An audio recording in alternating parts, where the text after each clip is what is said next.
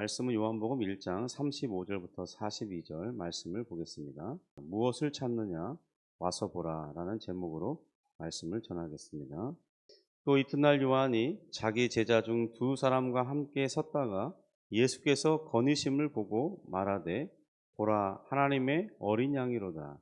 두 제자가 그의 말을 듣고 예수를 따르거늘 예수께서 돌이켜 그 따르는 것을 보시고 물어 이르시되 무엇을 구하느냐 이르되 랍비여 어디 계시오니이까 하니 랍비는 번역하면 선생이라. 예수께서 이르시되 와서 보라. 그러므로 그들이 가서 계신 데를 보고 그날 함께 거하니 때가 10시쯤 되었더라.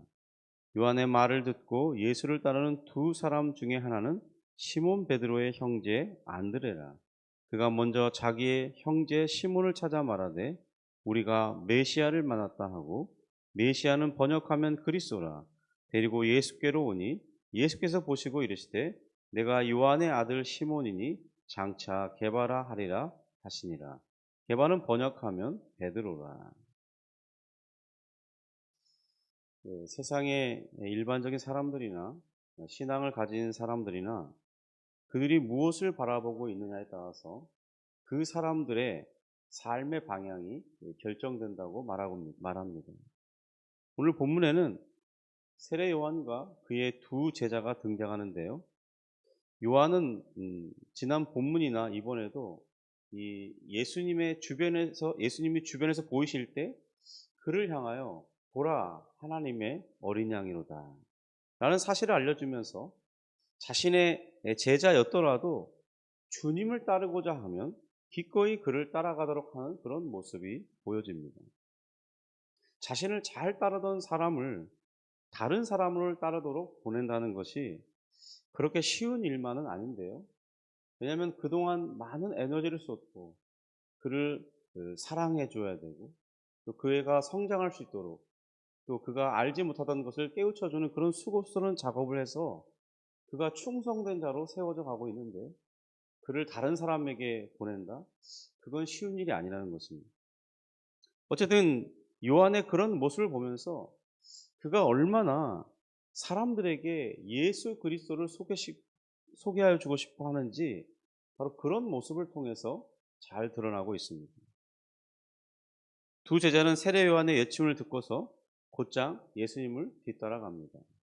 계속해서 예수님을 따르는 모습이 예수님이 아시고는 뒤돌아서서 그들에게 묻습니다. 그리고는 예수님의 초대로 그들은 드디어 예수님과 함께하는 삶을 시작하게 되는 거죠. 35절, 36절입니다. 또 이튿날 요한이 자기 제자 중 두 사람과 함께 섰다가 예수께서 거니심을 보고 말하되 보라 하나님의 어린 양이로다. 요단강 근처에서 세례를 베풀던 세례 요한이 과연 그곳에서 왜 그런 일을 하고 있었는가? 바로 오늘 말씀을 통해서 분명하게 드러나고 있는 거죠. 그는 자신의 자리에서 예수님을 증언하는 그 일을 하고 또 이렇게 외치고 있는 거죠. 저분이 우리가 기다리던 메시아시다. 하나님의 어린 양이라고 외치고 있는 것입니다. 이 본문에서 보라라는 그 의미는 단순히 지금 저쪽에 지나가시는 그분이 메시아다. 저쪽에 지나가는 예수님이 그분이시다. 그런 정도의 말을 하는 것이 아닙니다. 우리는 저분을 주목해야 됩니다. 저분을 바라보십시오. 그런 강한 의지를 담고 보라라고 외치고 있는 것입니다. 그래야 그를 따르던 두 제자, 곧 우리가 알고 있는 요한과 안드레가 예수님을 뒤따라 가는 것입니다. 그러나 본문에서 그렇게 행동하는 제자들을 막거나 주저하게 하거나 그런 모습이 전혀 기록되어 있지 않습니다. 많은 사람들이 세례 요한에게 그의 설교를 듣기 위해서 찾아왔지만 그는 사람들에게 자기를 따르는 것이 아니라 예수님께로 향하기를 바랬습니다. 그래서 그의 제자였던 요한과 안드레가 예수님을 뒤따라가려고 할 때 기꺼이 그를 가도록, 적극적으로 그를 따르도록 허락해 주는 것입니다. 우리가 진정으로 신앙을 이끌며 인도하는 지도자의 길을 살기를 원한다면 우리는 마음속에 다짐해야 되는 것이죠. 저들을 도울 때 우리를 따르도록, 자기 자신을 따르도록 하려는 것이 아니라 예수님을 바라보면서 예수님을 따라가도록, 그를 따를 수 있도록 이끌어주는 것이 이 모든 인도자들의 역할이라는 것입니다. 사람들이 나를 주목하고 좋아하도록 만들면, 그런데 그 끝에는 반드시 실망이 찾아오게 된다는 것을 우리는 알아야 할 것입니다. 여러분, 우리는 부족한 자이기 때문에 우리를 따르게 만들면 결국 거기에서는 항상 문제가 발생합니다. 그런데 오히려 우리가 그런 사람들, 우리를 따르는 그 사람들에게 예수님을 따라가도록 도울 수만 있다면 오히려 그 관계는 깨어지는 것이 아니라 더 깊게, 더 정말 친밀한 관계가 되고, 그리고 오랜 시간이 지나도 그와 나는 친구로서 좋은 관계를 유지할 수 있다는 것입니다. 사람들이 얼마나 나를 좋아하느냐, 교회를 얼마나 좋아하게 만드느냐, 이것이 우리의 궁극적인 목적이 아니기 때문입니다. 그들로 예수님을 바라보게 하면서 그분 안에서 참된 평안과 만족을 얻게 하는 것, 이것이 바로 우리의 사명인 것이죠. 세례 요한에게 배울 점이 있다면 사람들에게 자신은 매우 작게 보이도록 하려고 하고 예수님을 크게 보이도록 노력했다는 것입니다. 그런데 아직 사실 예수님은 두드러지게 어떤 사역을 시작한 것이 아니었습니다. 그럼에도 불구하고 사람들에게 더 많은 인지도가 있고 더 많은 인기가 있었던 시점은 세례 요한이었죠. 그러나 그는 이제 사라져지기를 바라고 이제 막 시작하려는 그 예수님을 드러내는 것, 그것이 자신의 사명이라고 말하고 있는 것입니다. 그가 왜 이렇게 했느냐? 그는 자신이 그리스도가 아니라는 사실을 잘 알고 있었습니다. 세례 요한이 예수님을 따르도록 한 것은 그가 우리의 죄를 대신 지고 그 길을 완성하신 바로 우리의 구원자이시기 때문입니다. 하나님이 우리에게 보내주신 분이시죠. 우리가 보통 사람들을 교회로 데리고 나오려고 할 때 처음에는 이렇게 고민합니다. 예수님을 직접 소개하기보다는 야, 우리 한번 교회 한번 가보자. 우리 교회 전도 집회가 있는데 어떤 행사가 있는데 딱 한 번만 가보자. 그렇게 시작할 수 있습니다. 그러나 우리가 그들에게 진정으로 보여줘야 할 분이 있다면 바로 교회가 아닌 교회의 머리이신 그리스도라는 점입니다. 우리의 신앙도 마찬가지죠. 현재 내게 일어나고 있는 이 문제와 형편, 여러 가지 다양한 처지, 또 사람들의 평가, 그것을 무시할 수는 없겠지만은 우리는 그때에도 우리의 시선을 예수님께로 향하는 것이 중요하다는 것입니다. 우리 37절, 38절 같이 읽겠습니다. 두 제자가 그의 말을 듣고 예수를 따르거늘 예수께서 돌이켜 그 따르는 것을 보시고 물어 이르시되 무엇을 구하느냐? 이르되 랍비여 어디 계시오니이까 하니 랍비는 번역하면 선생이라. 세례 요한이 옆에 서 있던 그들이 요한이 하는 말을 분명히 들었죠. 그래서 그들은 예수님을 따라갔다고 말씀하고 있습니다.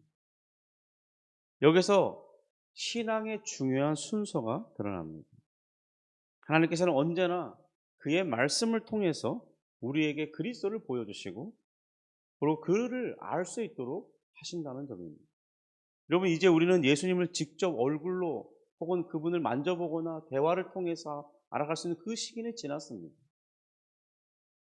그래서 우리는 이 시대는 그의 제자를 통해서 주의 성령의 역사로 기록된 이 말씀을 통해서 예수님을 만나고 우리 자신이 변화되고 그분을 알아가는 인생을 살아가고 있는 것이죠. 그리고 여기에서 이 예수님을 따른다, 이 말은 단순히 그가 걸어가시는 그런 이 방향을 뒤따라갔다, 그런 의미만을 내포하는 것이 아닙니다. 그들이 뒤따라갔던 그 이유가 더 중요하죠. 바로 그것은 그의 제자가 되고자 했기 때문입니다. 예수님을 믿는 것, 예수님을 따르는 것은 서로 다른 의미를 말하는 것이 아닙니다. 여러분, 그것은 분리될 수 없는 것이죠. 믿는다는 것은 단순한 지식적 이 동의의 수준에만에 머무르는 것을 말하는 것이 아닙니다. 그저 읽어보고 아 이렇게 말하는구나. 이 정도의 그런 정도의 것을 말하는 게 아니라는 것입니다. 우리가 읽었다면 정말 이분이 살아계신 하나님이시기 때문에 우리의 구원자시기 때문에 그를 깊이 있게 의존하면서 그를 신뢰하는 것, 바로 그것을 포함하는 것입니다. 예수님을 만나고 그를 바라보는 사람은 그를 뒤따르게 되어 있습니다. 자신을 계속 쫓아오는 사람이 있을 말고 예수님은 뒤돌아보십니다. 그리고 그들에게 묻죠.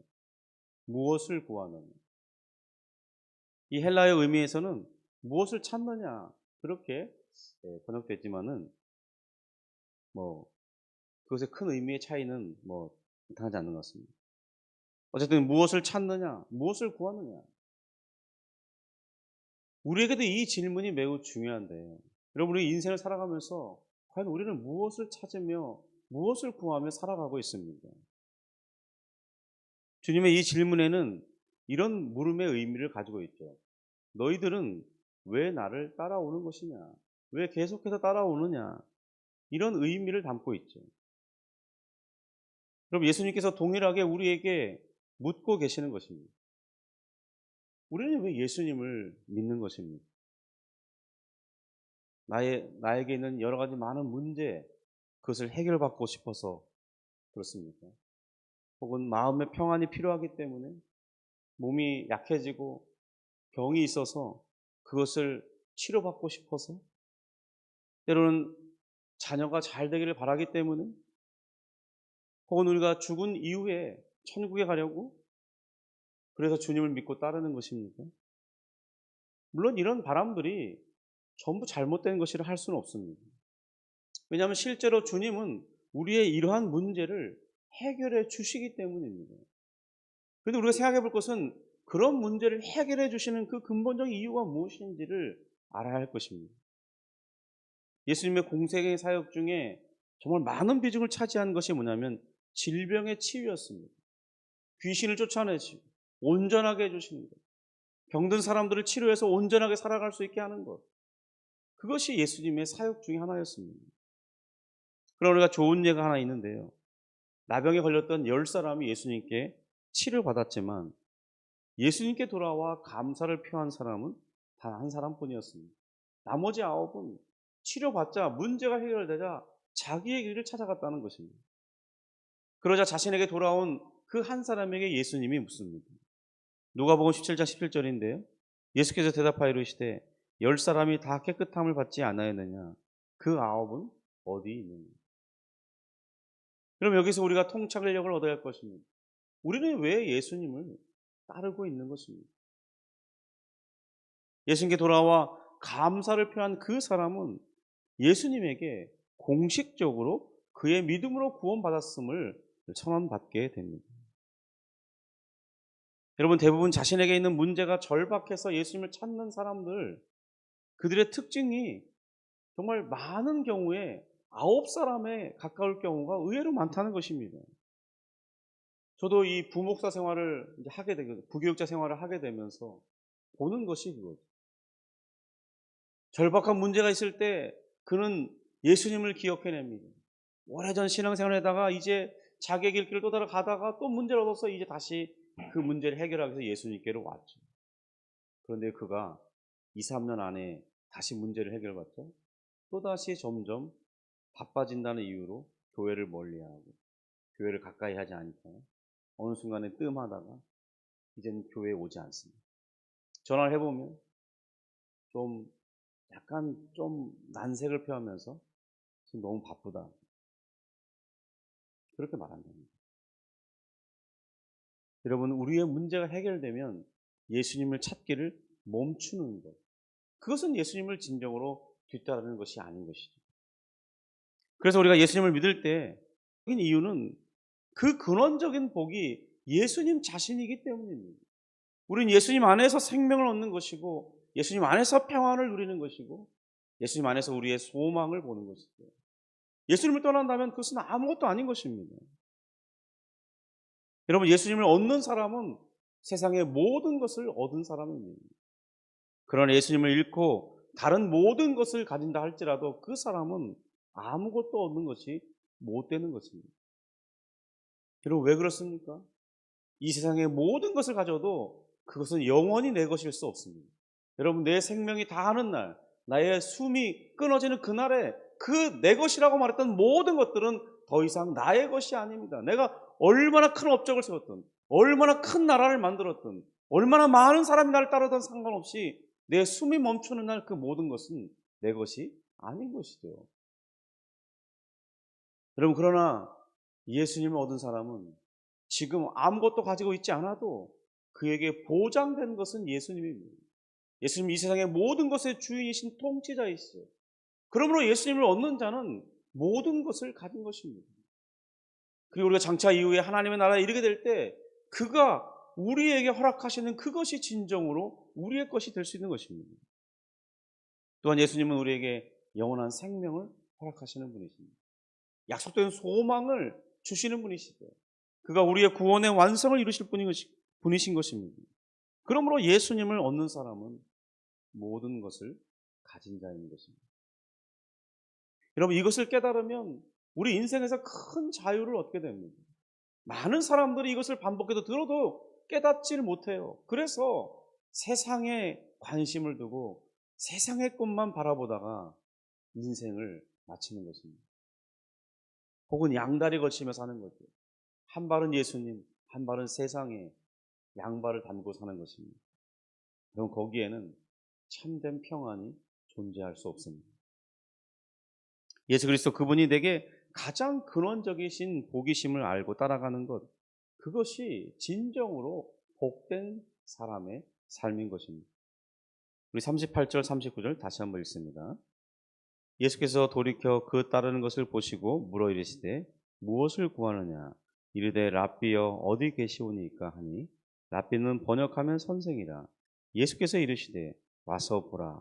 그러므로 그들이 가서 계신 데를 보고 그날 함께 거하니 때가 10시쯤 되었더라. 요한과 안드레가 묻습니다. 랍비여 어디 계시옵니까? 그러자 주님은 그들에게 기꺼이 와서 보라 이렇게 말씀하시며 저들을 초대해 주십니다.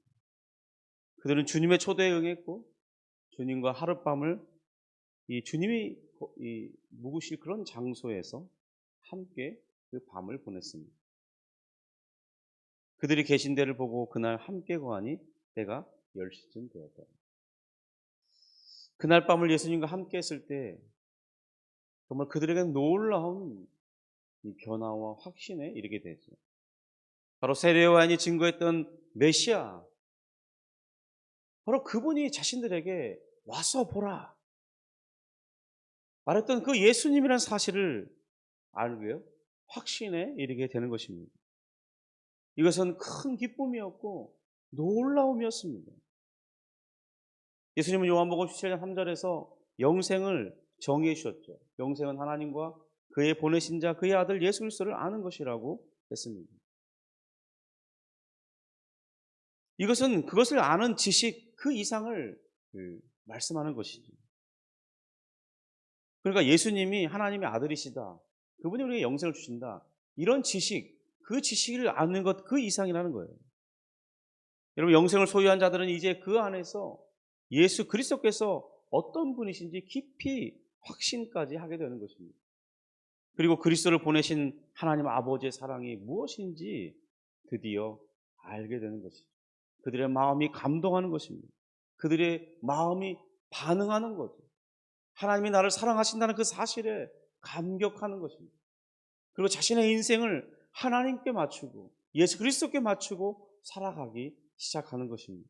그들의 삶의 목적은 내가 살아야 할 이유와 죽어야 할 이유가 분명해지는 거예요. 그의 존재 이유가 예수 그리스도로 바뀌는 것입니다. 그래서 이제는 이전과는 다른 삶을 살아가게 됩니다.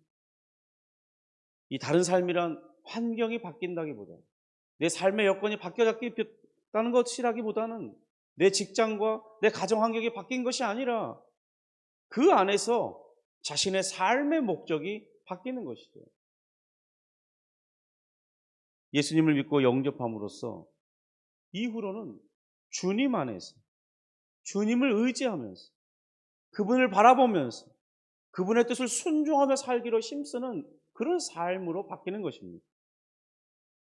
저는 세례 요한이 자신에게 허락된 삶이 무엇인지 분명히 아는 그런 사람이라는 것을 묵상하게 됩니다. 그가 만약 예수님이 하나님의 어린 양이심을 알았다면, 그가 알았잖아요. 그러면 지금 제자들만 보낼 것이 아니라 이제 자신도 제자들과 함께 그분을 찾아갈 수도 있는 것이지 않았습니까? 세례 요한도 직접 예수님을 찾아가서 나를 인도해달라고 할 수도 있지 않았겠어요? 그런데 그것이 세례 요한 자신에게 허락된 것이 아님을 요한은 잘 알았다는 것입니다. 자기의 역할이 무엇인지 알았다는 거예요. 여러분, 예수 그리스도를 아는 사람, 예수 그리스도의 그 은혜가 무엇인지 깊이 있게 아는 사람은 자신이 있을 자리를 잘 알고 있습니다. 자신이 어디에 서 있어야 하는지를 알고 있는 것이죠. 왜 거기에 서 있어야 하는 것을 아는 거죠. 언제까지 서 있어야 하는 것을 아는 것입니다. 그래서 그는 진정으로 예수 그리스도께서 그의 마음으로 오실 메시아인 것을 믿지만, 자신의 제자들은 그에게 보낼지라도 그저 자신은 그를 환영하고 다른 사람들이 그를 따르도록 돕는 자로서 그 역할에 충실하는 것입니다. 그리고 얼마의 시간이 지난 후에 그는 그 순교함으로써 자신의 삶을 마쳤는데, 그가 죽음을 앞두는 감옥에서 가장 외로운 순간에 자신의 죽음이 임박했다는 사실을 알 그때에 그의 마음이 잠깐 흔들렸던 적이 있습니다. 여러분, 우리는 위기의 순간에 흔들릴 수 있습니다. 그때 주님께서는 그가 증거한 메시아, 내가 증거해주고 소개해주는 그 메시아가 내가 맞다는 그 사실에 대해서 확신할 수 있는 말씀만 주십니다. 그를 찾아가 위로하거나 걱정하지 마라, 너는 죽겠지만은 나의 나라에서 평안을 누리게 될 것이다, 귀하고 잘했다, 이런 말씀을 해주시지는 않아요. 그가 죽는 것을 막아주지 않았습니다. 왜냐하면 세례 요한은 구약의 선지자의 마지막 사람이기 때문입니다. 그의 역할은 거기까지였기 때문입니다. 이제 그의 사명은 다하였고 그가 하나님의 영광 안으로 들어가야 한다는 사실을 예수님은 누구보다 잘 아셨어요. 세례 요한도 그것을 알았죠. 그는 예수님의 말씀을 듣고 확신했을 것입니다. 아, 내가 선포한 그 메시아가 맞다.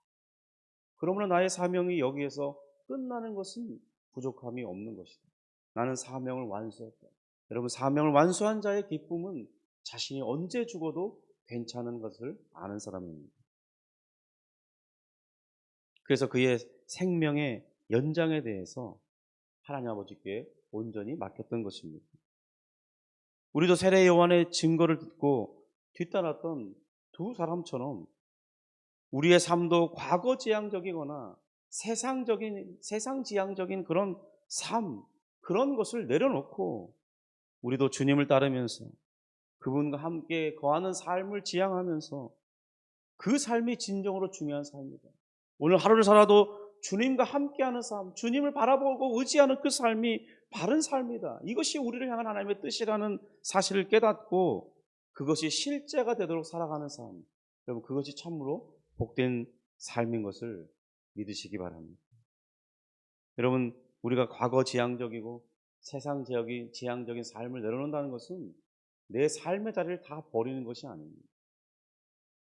그 자리에서 주님을 바라볼 수 있다면, 여러분이 주님이 보인다면 여러분의 삶은 달라진 삶인 것입니다. 왜 그것이 달라졌는지는 오늘 그 삶을 실제가 되게 하셔서 확인해 볼 수 있기를 주님의 이름으로 축복합니다. 기도하겠습니다. 하나님 아버지, 감사합니다. 우리에게 주님을 알게 하시고 주님 우리의 참된 소망이시며 우리의 구원자시고 삶의 모든 순간에 주님을 의지하며 살아가는 것이 주님의 뜻임을 알게 하시니 감사합니다. 주여, 우리에게 주의 성령으로 충만케 하셔서 그분의 뜻을 따를 수 있도록 도와주옵소서. 우리가 서 있어야 할 자리가 어디인지, 우리가 바라보아야 할 분이 누구인지 주님 분명하게 보여주셔서 우리가 그 주님만을 의지하며 살아갈 수 있는, 그래서 주님의 뜻을 이루어드리는 우리 자신이 될 수 있도록 주님 인도해 주시옵소서. 주님, 우리 삶의 각자의 자리는 때로 힘들고 견디기 어려운 순간이 있고 숨쉬기조차 괴로운 그런 때가 있습니다. 내 자신의 문제로 인해서 몸이 너무나 아파서, 내 가족이 너무나 아파하는 그 모습 때문에 마음이 찢어지고 대신 내가 아프고 싶은 그런 신음 가운데 있는 이들이 너무나 많습니다. 가족을 잃고 마음이 공허해서 어떻게 해야 될지 모르는 그런 이들이 있습니다. 재난 가운데, 전쟁 가운데, 주님, 정말 갈 바를 알지 못하고 살아가는 이 세상에 수많은 사람들이 있습니다. 주님, 저들에게 예수 그리스도가 보여지게 하시고 우리 또한 그들에게 예수 그리스도가 우리의 참되고 유일한 소망이 되심을 보여주며 증거할 수 있는 삶을 살아낼 수 있도록 주님 도와주시고, 우리에게 거룩하고 귀한 사명이 있음을 잊지 않게 하시며 그러한 삶을 성실하게 살아갈 수 있도록 인도해 주옵소서. 주님, 오늘 기도 가운데 함께하여 주시고 은혜를 베풀어 주옵소서. 예수님의 이름으로 기도합니다. 아멘.